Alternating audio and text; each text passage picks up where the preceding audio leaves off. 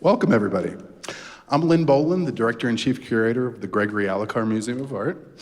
Thank you all for being here for tonight's presentations and panel discussion.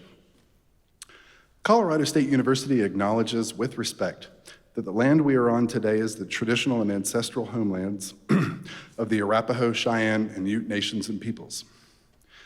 This was also the site of trade, gathering, and healing for numerous other native tribes. We recognize the indigenous peoples as the original stewards of this land and all within it. CSU is a land-grant institution, and we accept that our mission must encompass access to education and inclusion, and significantly that our founding came at a dire cost to Native nations and peoples whose land this university was built upon. This acknowledgement is part of the education and inclusion we must practice in recognizing our institutional history, responsibility, and commitment. This evening's program is presented in conjunction with the current exhibition, Off the Shelf, Contemporary Book Arts in Colorado. Curated by Anna Bernhard, Director of the Stanley G. Wold Resource Center, and Johnny Plastini, Associate Professor of Printmaking. The Wold Resource Center, within CSU's Department of Art and Art History, is a library dedicated to sourcing visual and academic resources to further scholarship and artistic expression. An academic librarian and archivist by training, Anna received her bachelor's from Bates College in Maine, her Master of Philosophy degree from Trinity College Dublin in Ireland, and her Master of Library and Information Science degree from the Pratt Institute in New York City. Johnny Plastini received his bachelor's in interdisciplinary studio art from the University of California, Santa Cruz, and received his Master of Fine Arts degree in printmaking from the Tyler School of Art and Architecture at Temple University. He is currently Associate Professor and Area Coordinator of Printmaking in the Department of Art and Art History at CSU. Our thanks and congratulations to Anna and Johnny for their important work on this project and in the area of artist books. Together with their colleague, Associate Professor of Graphic Design, Roberto Monturino, Johnny and Anna direct Cabin, CSU's Center for Artist Books and Inclusive Narratives. Many of the works featured in Off the Shelf are courtesy of the CSU Library, Archives, and Special Collections, partners with Cabin. Exhibited artworks are also drawn from the museum's permanent holdings and from book art collections around the state, with loans from the Fine Press and Artist Book Collection at the University of Denver Special Collections, the Press at Colorado College, University of Colorado Boulder, Rare and Distinctive Collections, and several artists themselves. We are dearly grateful to all of these institutional and individual lenders to the exhibition. Support for the exhibition has been generously provided by the City of Fort Collins Fort Fund, the Fund Endowment at CSU, and Colorado Creative Industries. CCI and its activities are made possible through an annual appropriation from the Colorado General Assembly and from federal funds from the National Endowment for the Arts. This project is also made possible in part through a grant from the Lilla B. Morgan Memorial Endowment. This fund works to enhance the cultural development and atmosphere for the arts at CSU and benefits from the generous support of those who love the arts. I'd like to offer our profound thanks to these essential sponsors. I'd also like to thank my colleagues, the museum staff, Keith Yentz, Suzanne Hale, Teresa McLaren, Madeline Boyson, all of our fabulous student employees and interns, all of whom make all that we do possible. I hope you'll join us after the program for a reception downstairs in the museum to continue the conversation, enjoy some refreshments, and of course, see the exhibition. With that, I will turn things over to Johnny and Anna to introduce our panelists. Thank you all. Jana, I made a good one.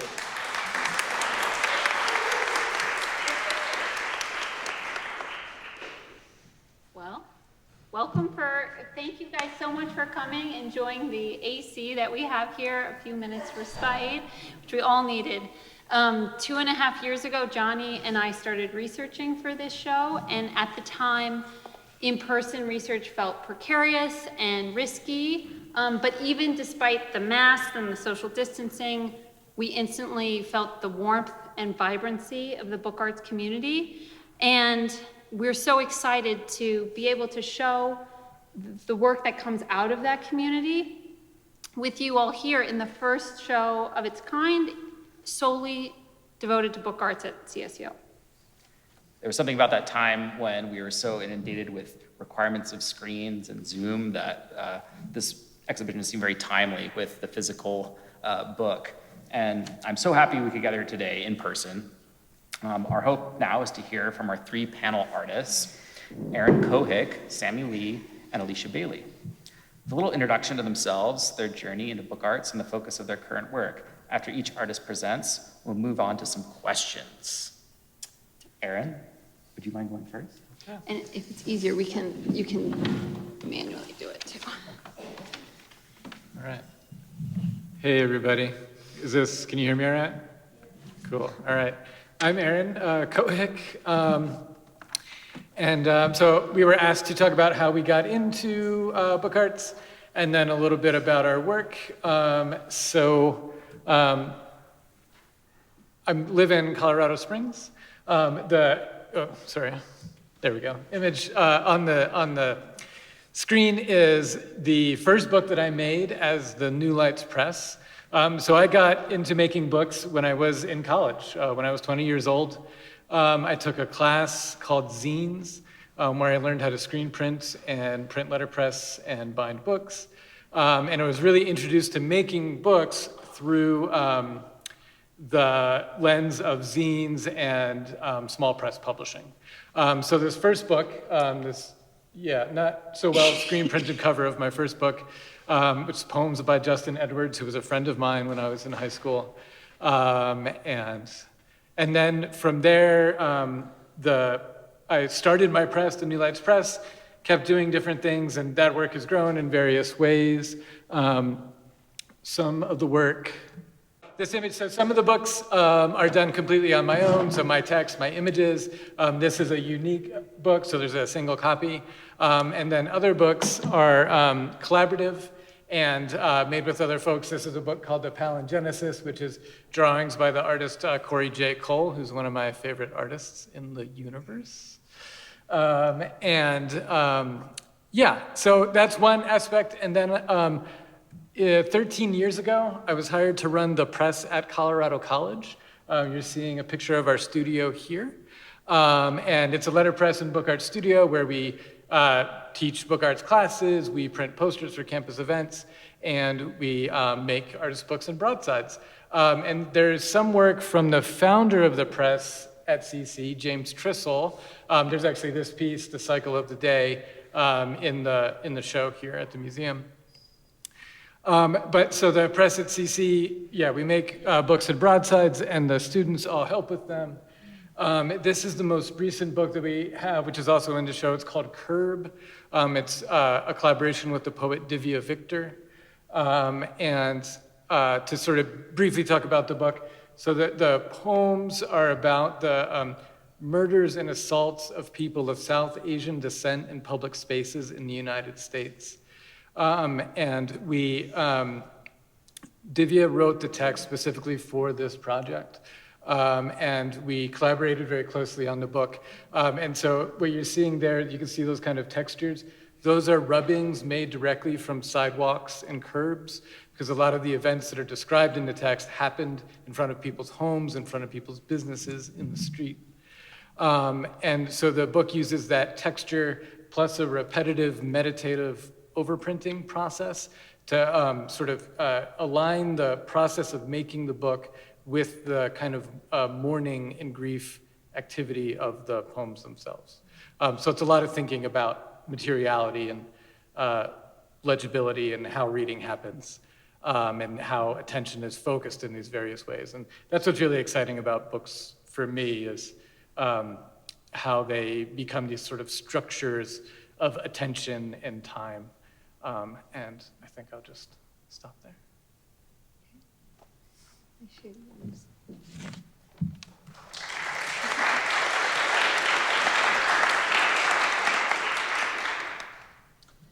Hi, everyone. It is so exciting to have book arts activity going on here in yet another place in Colorado. I have always felt that being in Colorado and being really immersed in book arts is a bigger challenge than if you're on either coast, because it has been slower to develop here. So this is super exciting, and I'm glad to see so many of you here. So my name's Alicia Bailey, and I'm a Colorado native, and I actually went to school for 3 semesters here at CSU, and then I moved to Boulder, where I studied photography and printmaking, and moved to a very small remote town in southwestern Colorado. And after living in that town for several years, I was really starved for more interactivity with other artists, so I applied to be an assistant in the photography program at Anderson Ranch Art Center, which is near Aspen, and they have a summer workshop program. And as the photography assistant, I assisted all of the photographers and the book artists who came through that program. I worked there for 2 summers in that role, and that's when I got really exposed to and excited about artists' books. I got to work with some amazing book artists who I still have a lot of communication with. There's a lot of Susans in this list: Susan K. Grant, Susan King, and Susan Scher, as well as Sass Colby and John Wood, and he was doing book arts at the time. And Keith Smith. And that is when I really started thinking about how the ability for a viewer to become more involved with the artwork can happen with haptic interactive media. So what you're seeing here is a fairly early work of mine. It's a limited edition book work, and I do really small editions. There's 10 copies of this. It's called Cosmeceutical Collection, and it's 3 pieces that kind of poke fun at the beauty industry, and also it's a little bit alarming what's happened in the beauty industry, and they're all created with, there's a compact, there's an eyeshadow case, and there's a mascara wand that all help support the content of the individual books. I also work a lot with unique bookworks, and this is an example of 3 pieces that combine 1940s photographs with specimens taken from an inherited collection, and then in unique bookworks that all are housed in each of those boxes. This is from an archive that I inherited in 1999, and I'm still working with materials that were in that archive. The woman that owned all this was a biologist, and so she had all these really great specimens. So I figured out ways to encapsulate and present these specimens, but still keep them from falling apart. You know, a lot of natural specimens kind of disintegrate. The book that you're seeing now is specimens and text encased in mica with laser etched text. This is another book work that has a box that holds specimens. In the bottom right of the box is a nest with broken fragments of eggshell, and in the cover of the book, which is on the left side of the image, is a sand dollar, and then the photographs in this structure are all of young women being enchanted by what they're seeing in the natural world.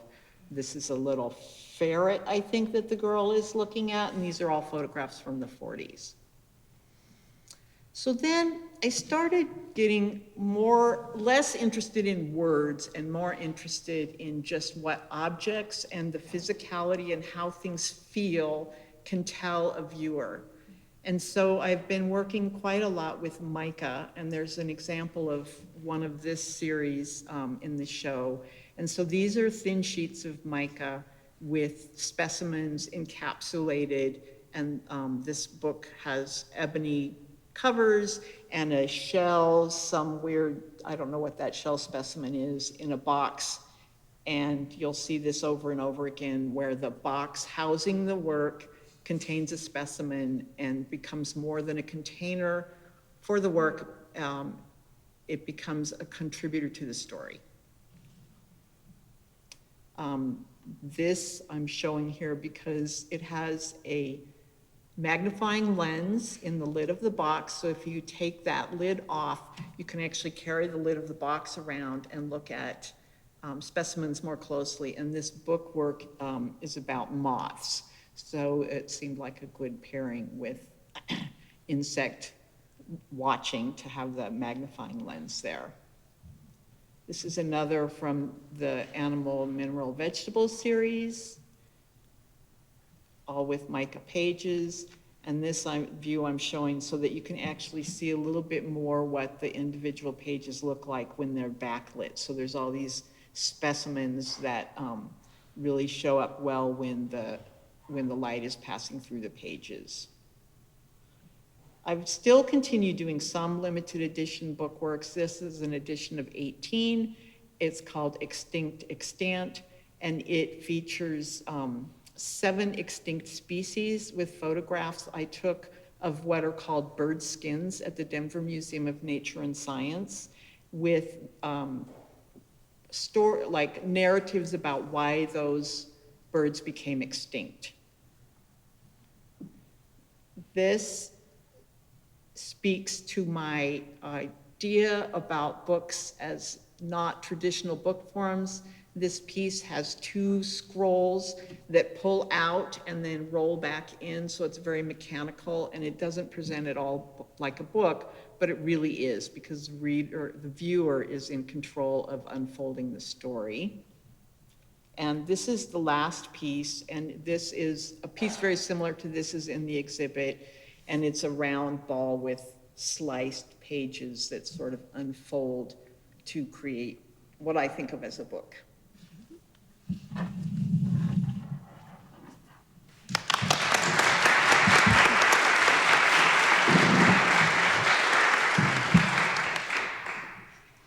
Hi, my name is Sammy Lee. Thanks so much for being here tonight. I'm a first-generation immigrant who came here at age of 16.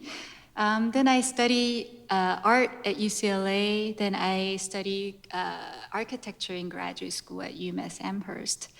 The conceptually, my practice is around me creating this spatial condition or portal, as you said in press release. I was delighted to see that word. Create that portal and let that audience engage with or respond to it. So whether I create full-scale installation art piece or very personal, intimate scale, handheld scale artist book, mainly the design creative thinking is the same. So for me, this project that I'm introducing, and I brought 2 projects that I wanted to tell you about. Both of them are in the gallery space. And I think this creating portal and putting in another, the spatial condition that is out of certain context and placing it some other context is something that is similar to my immigration history. So this soil kind of embodies directly that idea. So this kind of cubic volume you see here, it's a soil, as if I just shoveled it out of the earth. And when you open it, it has 4 elements out of soil, metal, flesh, water, and fire. And it has all this its own book element within that.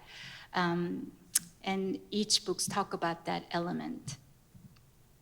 So this is metal book completely made out of metal. Then you pull out this flesh book made with vellum and water and fire in this intaglio print of me making burning pages, putting into the water to create these pages. And the second project is called Memorial, and it is actually coming from the personal experience of breastfeeding.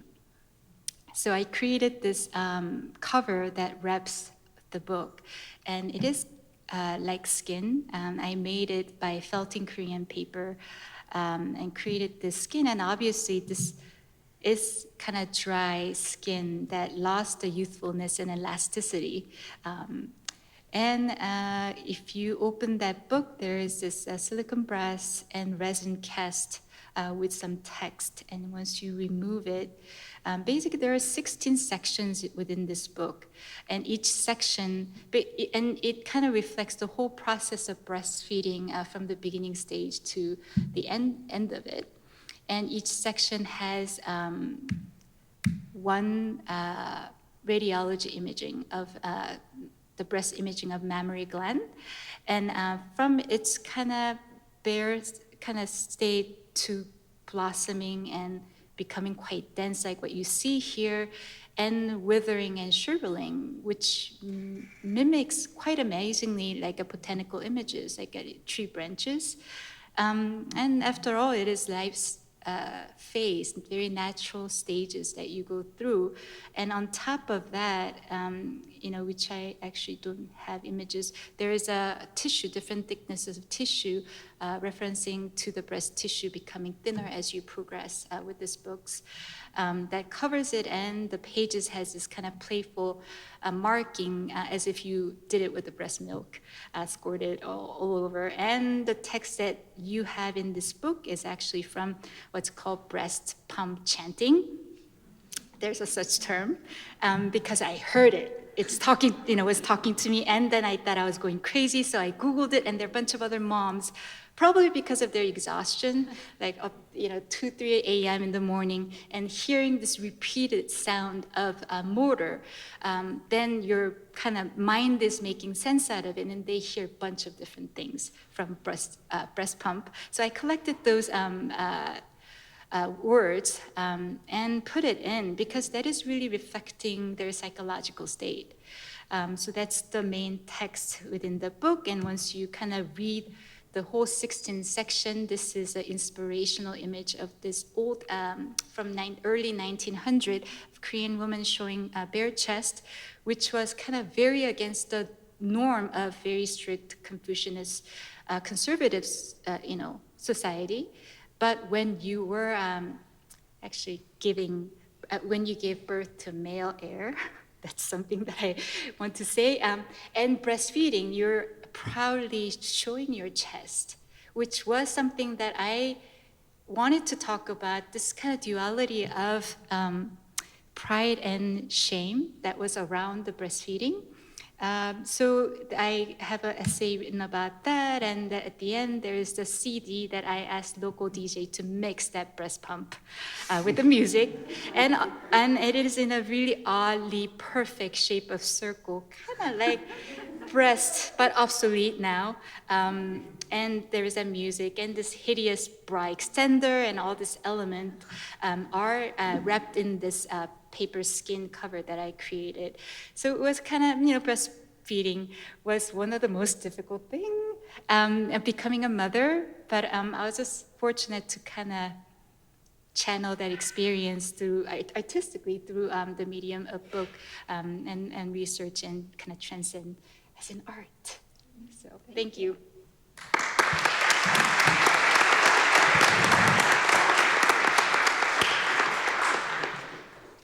So this last summer, Anne and I co-taught a class called Art 280A3, Book Arts, History, Meaning, and Form. Our students, some art majors, there's a couple of them, some art majors, some majoring in other disciplines across the university. It was this interdisciplinary think tank surrounding the medium of books and the history of books. They were able to preview pieces that would be included in the show. Looking back through some of their responses to these pieces, we picked a few of their questions. If some of them couldn't be here, if some of them are here, please feel free to speak up and ask more questions. So maybe we'll start off this conversation with one of the pre-prepared questions, and then we can kind of go around if people have questions for the artists. Yeah. We'll start with like one question each from the students, and then we can switch and take a moment. So actually, since Sammy, you were last, we'll do for you, many of the students in the class were really taken with your clear sense of material research and the importance of materiality in your work, which is true with your work as well. But one of them, Sarah, was asking how you take kind of a fragile material in her mind's eye and make it stronger, and how that process, how meaningful that process is for you. Yeah, I was very happy that somebody asked that question. Like I briefly said, that my creative process kind of reflects my immigrant narrative, right? And I felt it, for example, this memorial book has this cover that I felt it, and the paper felting is kind of impossible with the Western wooden like pulp. It will all disintegrate if you were to do the same process that I do, which is like soaking and doing like agitating fiber to felt it. But I'm able to do that with this Korean paper. And that particular paper goes through, if it's done well, like 100 step. And 100 step actually has very symbolic meaning in Korean context. It's kind of number of perfection because people don't live up to 100, right? And there are many different reasons why 100 is important, but it's nearly divine number. So paper reaching that point and me actually starting that perfection as a beginning point and putting it back to water and layering in, do this kind of nearly destructive process to felt it into new substrate is very important because then I feel like that's reinventing, starting from, my heritage and just kind of going through that like stress agitating process to create something new.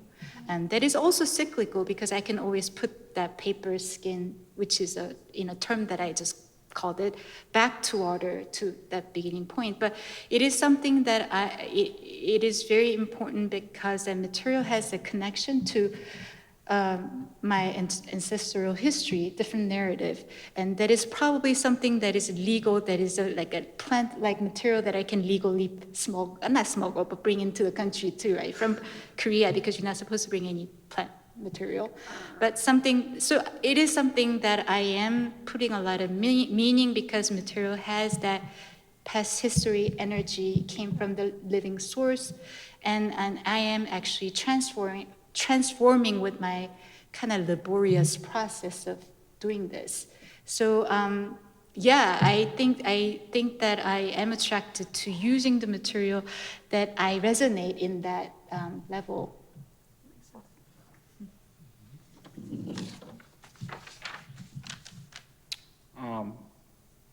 This question's for Aaron, actually. Could you elaborate on the imagery you included? What did the process look like? You mentioned using colograph matrices. How did that change the way you interacted with the piece? I think they're talking about curve or maybe, they're talking about this piece. I don't think it's in the slides, but yeah. It's not in the slides. Yeah, it's in the show. So this is a question about a piece called The Other Room, which is a short story by the author Brian Evanson. And the question was about colograph matrices. So colograph is a printing method that I'm really interested in because it's making a printing plate from stuff. So kala as in collage, as in gluing stuff together. And I like to think of it as printing from the world. So you're gathering things from the world, assembling it and printing it.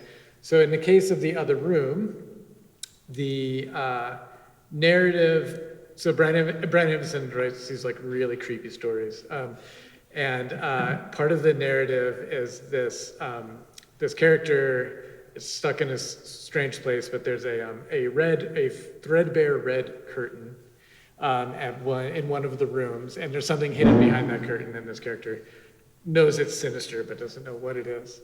And so what I did in order to sort of use that. To integrate that into the book was just took cloth and attached it to a block, but set it up so that it's not fixed on the block. It's actually just attached around the sides. And so with every pass of the printing press, the cloth shifts, the strings move around, and it creates this pattern. But it also creates like a fairly high fidelity image of a piece of fabric at the same time. That book actually was really important for me because I got way into colograph printing after that. And now it's kind of like central to my process. And the book Curve that had the rubbings from the sidewalk, like I think of that again as like printing from the world, right? So there's a kind of collage sensibility in there. In that case, we dampened some paper, laid it on the sidewalk, hammered it with a brush in order to mold it to the concrete, and then rolled it with ink. So every copy of that book is different because those rubbings happen in this different way each time. So that's definitely like a thread throughout all of my work. Interesting. I can't wait to see that book. I haven't seen it yet. So interesting. So Alicia, actually, I know that Rachel is out there, but I won't put her on the spot, and I'll ask her question for you, because she read up on you and she noted that you've called your work sculpturally interactive, like that they're sculpturally interactive objects rather than using the term book arts. And she was wondering, and I wonder too, if using that term helps the viewer kind of detach from these concepts of the codex in the traditional way we think, and whether that was something you purposely wanted to do. Well, I think to think of book arts in general and my work in particular as interactive sculpture sort of helped me with that, you know, that elevator speech version, Yeah. like, what do you do? Yeah. I'm a book artist. Oh, you illustrate children's books. And so people know what sculptures are, and most people know what interactivity means. So it just sort of meant I could be more clear in my explanations of the work that I was doing. And that was sort of how it started, but it's evolved into a definitely acknowledging that my interest in this form has a lot more to do with the engineering than with the story or the individual images or the text. And I'm a person who has way too many interests and good enough at a lot of things. So I'm kind of a good enough image maker, a good enough writer, a good enough, but none of those things am I really, really skillful at except putting it all together. Yeah. And so being able to interact makes a sensible format to put those things together, because otherwise it would just be, you know, a pile of stuff. So. There you go.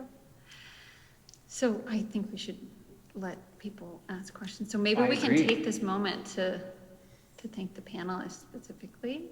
But I also, I want to open it up to you all and see if there's any questions from the audience.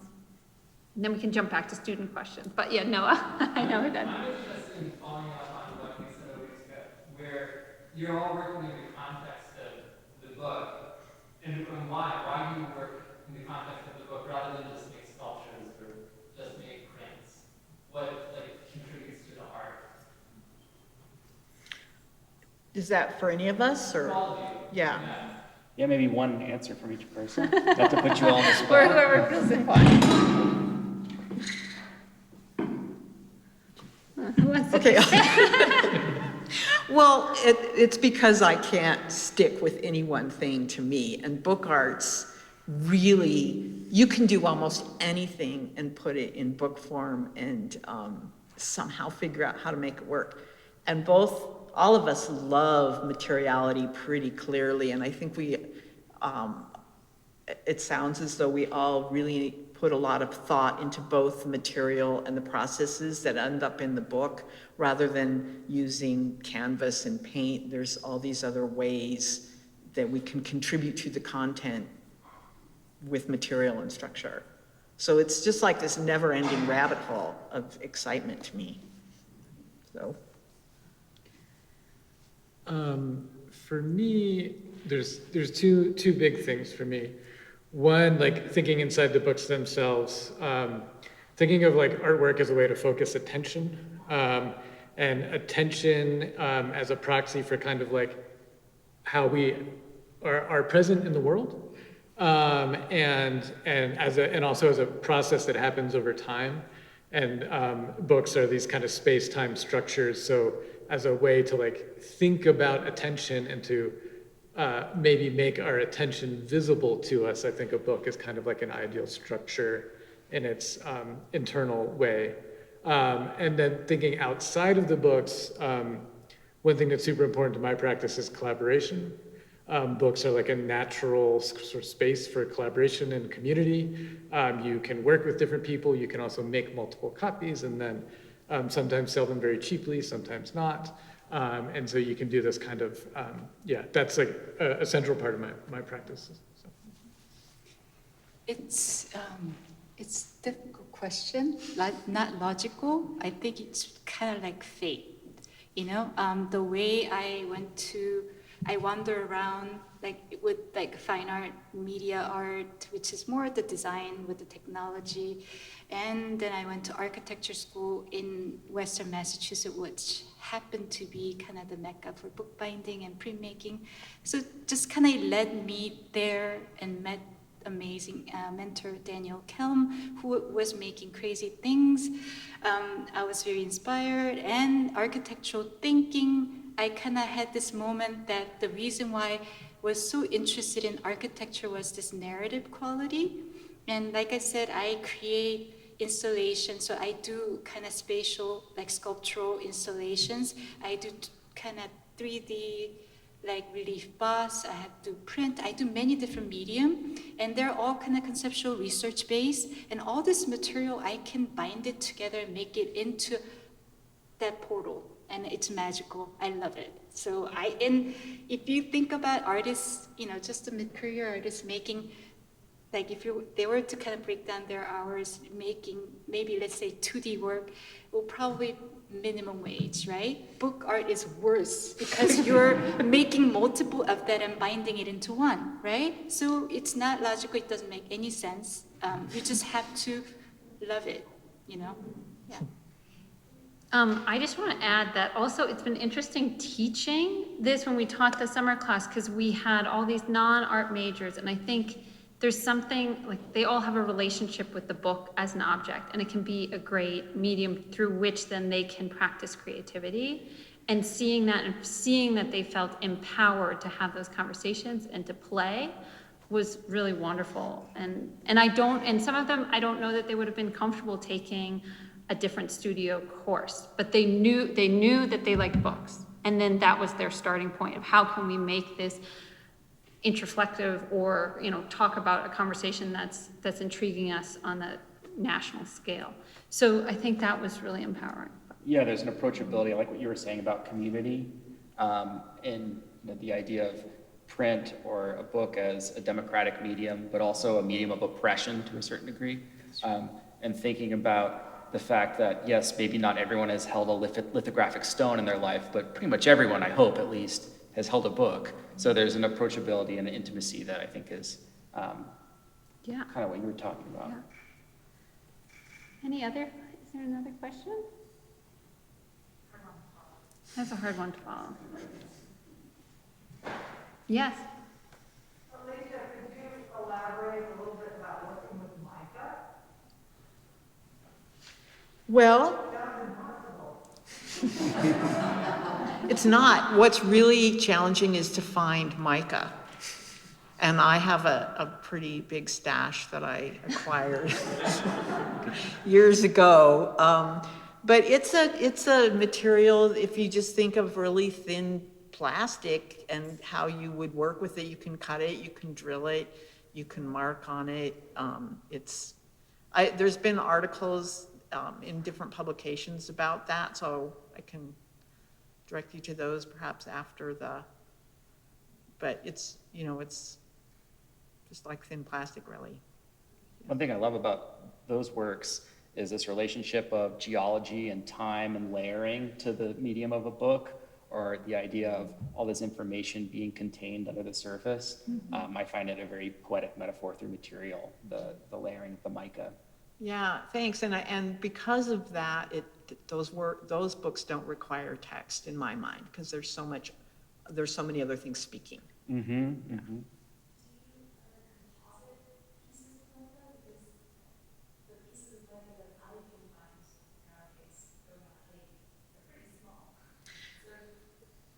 Yeah, but the mica that I use probably came from India.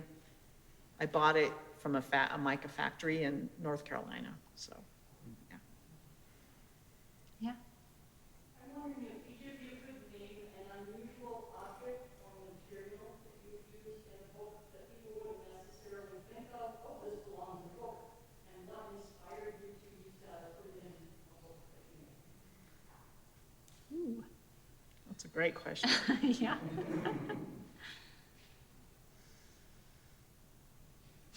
Can you repeat the question again? Yeah. Do you want to repeat it one more time? Yeah. Name an unusual object or material that you put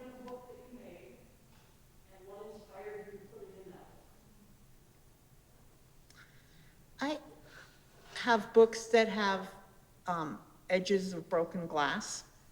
And the inspiration to use that material was because the idea behind the book was about fragility and danger in one piece. And those books actually, if you handled them, could injure you. So I was inspired by the content of the book. I think for me, it wasn't actually technically in a book, but in an extension of the Curb project, we made a broadside of one of the poems, and this was further, so Divya took the text that she wrote for this book, and then she expanded on it, and it was published as a real book by Nightboat Books. For the release of that, we did a broadside of one of the poems, but to sort of follow through on this idea of the rubbings from the concrete, I took actual chunks of sidewalk and figured out how to lock them up on the press like a printing plate, and then printed directly from the concrete onto as the kind of image of the background, and altered the heights and the surface a little bit to get like a kind of painterly sort of texture. I think I put, unusual objects all the time into my books. If the narrative is, and I kind of, have this kind of special the connection with the material, that I think that I need to use it. I figure out how to make that happen, how to, so one element that I had to express was like fire and water in a book, right? So how do you embody that in a book form? So I ended up burning pages and putting the ashes and papers into another paper making pulp. I mixed it because paper, the water is that kind of birthing agent. So there is a presence of water and fire in one page. So so I think that certain material has to be there. If I think the narrative is kind of going there, then I just try to figure out how to put it there. Yeah. That's interesting. I like linkage between Alicia and what you said, Sammy, about this idea of a merging of different materials or different processes. And I'm thinking now of the book like a soup, where the water and the fire and everything are coming together, and it's hard to kind of pick out each individual ingredient because it's relying on this balance as a whole together.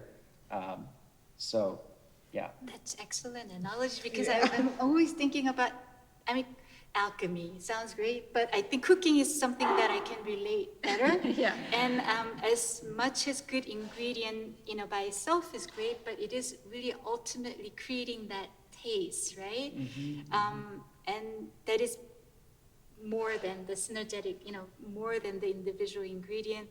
And that's great cooking, and I think that's kind of great book making, right? Mm-hmm. So, yeah.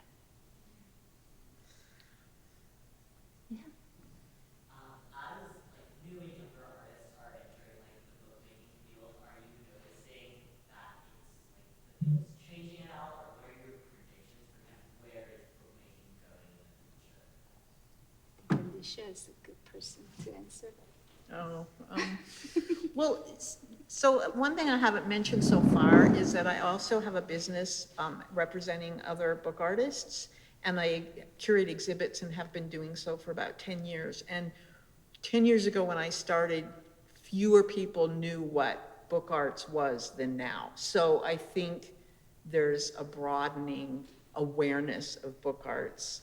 I feel like there's more graduate programs in book arts and more undergraduate programs that have elements of book arts in the curriculum than there used to be. So that means that there's more practitioners. And as to where it's going, I think it's just going to keep growing. The downside to that is that the pots of money that help support the people that are making this work have not exponentially grown at the way that book arts seem to be doing. What do you think? You guys have a different relationship to that. Yeah, I mean, I think what you said is totally right. What I worry about for folks who are just getting into the field is similar to what Alicia was saying, is access to equipment and materials and opportunities and things like that. It's hard. The equipment is expensive. It takes up space. Like, you've got to be like, you need access is difficult. And I've been super focused recently on how we can change that. And this is like general advice, I think, that for all my students, is just to like teaching students to enter some sort of like competitive art world is the last thing we need to do. What we need to do is to teach them to work together and to build networks of support, to rely on each other, because that's what you need to be an artist. You need people and a community, and you need to help each other out, because it's hard, no matter what you do, and we're kind of the best resource that we have for each other. So yeah, I think that's like the most important thing to think about, especially as you're entering the field, is, you know, find your people and then connect to all the other groups and then figure out how to support each other. Not that you asked for my advice, but there it was. No, it's good. I don't really have anything else to add to what you said. I already said that it's worse than minimum wage per hour. If you love it, you just have to do it, right? And then you have to figure out how to do that. Yeah, in whatever ways, you know? I'd like to piggyback a little bit on something that you were saying, Aaron, in relation to community and book arts, and circle back to your introduction and talking about zines and zine culture. And for those who may not be aware of what zines are, it's a bit different than what we consider as a book, or, you know, printed ephemera and things that are not super expensive to produce, perhaps. Would you mind kind of sharing your experience or how you feel in relation to contemporary zine making or things like that? I'm definitely not an expert on contemporary zine making. I do kind of participate in that world. I helped organize the San Francisco Zine Fest for a number of years. This was like, like 12 years ago, longer. And I love how like artist books inform zine making, and zine making informs artist books. Like, there's a lot of crossover in that world. I also, like, a lot of my work, like, I make books that cost $1,500 and books that cost $5. So I have a really wide range in my practice, very purposefully. And I love that stuff. And yeah, there's something about like the not precious and the large edition and the sort of thing that can go out into the world in a different sort of way. That's really, I think, fun, but it's not always the book that I want to make. So I'll also make other kinds of things. And yeah, so, but I still, I love zines, and I love going to zine fests. And there's a Pikes Peak Zine Fest that's happening in Colorado Springs in October that I applied for a table at. I'm excited to do that. And yeah, so I love to see that it's still happening. Well, I have a question for us. Okay. So you both, I know, collaborate extensively, and I think that can kind of help to answer this question, this idea of how best to move forward and to not be that solo, practitioner. Have you found that the collaborative way of working has made it easier or more difficult to get, or probably a little bit of both, but to get from here to where you envision you want to be? In terms of an individual piece or like career? Both. I mean, or just the sense of, oh, that was worth doing, I want to collaborate more, or though it's just, I'd rather not get ahead in that way. I have both experiences. Yeah. I really try to work with good person, because that would be fun, like even if their talent is so amazing, if it's all relational, so I because I do my studio practice with multiple, media, I think some of that, it's a solo work, but I see artist's book as something that I want to really have a great time with other artists working together. So I approach people that I want to collaborate with. But even so, there sometimes wasn't all, what I expected. But still, I think collaboration is good. We're learning from each other, not just the technically, but we really feed each other. It is kind of way to create that more the intimate community within the big artist community. So I like it, I enjoy it. Yeah, I think I would just second everything Sammy just said. Yeah, I love being, like, one thing I like about collaboration, which is similar to what you were just saying, is that, like, you can be surprised by what the thing is. And, like, I never would have imagined Curb, as an example, as a book that I would have made. But working with Divya was a lot of fun, and we have a long relationship, and we work together very well. And so it was a lot of trust, and it was easy, and it was fun, despite the kind of like serious subject matter of the book. And that actually, sort of thinking about like kind of career stuff, one thing that I'm really excited about that Divya and I are doing is we're going to collaborate further, where she's going to be, so I've never in my own publishing practice had like another person, it's always been me as the editor and printer and designer. But now Divya is going to become an editor, and we're also working with a bookbinder because I'm not a good bookbinder. And we're going to create spaces for contemporary authors and artists to make new work, kind of like a mini non-residential residency to be published like specifically in artist book form.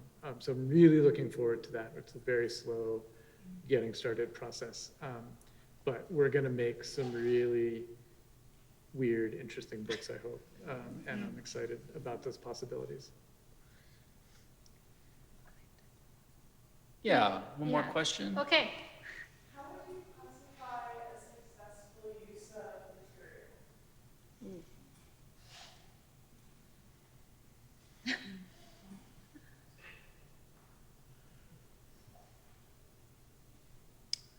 Doesn't fall apart.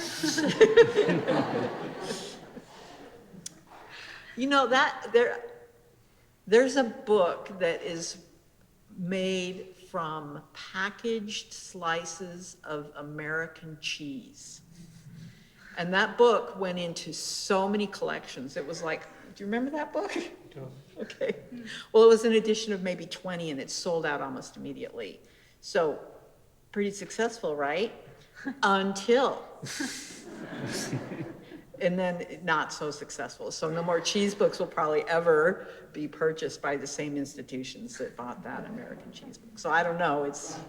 I don't know if there's a single answer to that question. Yeah, material has to structurally do its job. If you're using it for hinging, then it needs to be able to do that multiple times, right? But I still kind of go to that emotional connection. So for me, when I see that in my breast book, that hideous bra extender, I just have, oh gosh, that time, that it conjure up certain emotions, and that's why I used it in that book. So I think that is successful. When I touch this book, the cover, that dry skin, that I really get really emotional. So those are kind of important to me. That can it really take you again? That using the portal, or can because it's a tactile quality that you get to experience, which is very unique to book art genre. That you can touch it, you can experience it more than just visually. I think it really needs to do that for me, and hopefully. Also, kind of going back to that cooking analogy, it needs to all come together and become more than bra extender,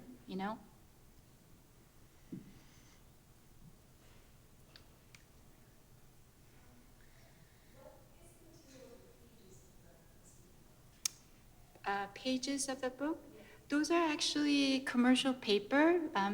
If you go to the gallery and see it, it has this kind of grain that is very like defined, that appear as a stretch marks on your skin. But it's Nina paper called Architecture Series. That's the reason why I got it. Eames is a kind of actual product name. But it really has a flesh tone. It has enough translucency and very dry kind of texture with those grain. Well, speaking of the gallery, perhaps we should head down there and go take a look at these fantastic works. I'd like to thank the three of you for coming and sharing your time with us. It was really wonderful to have you here, so thank you very much.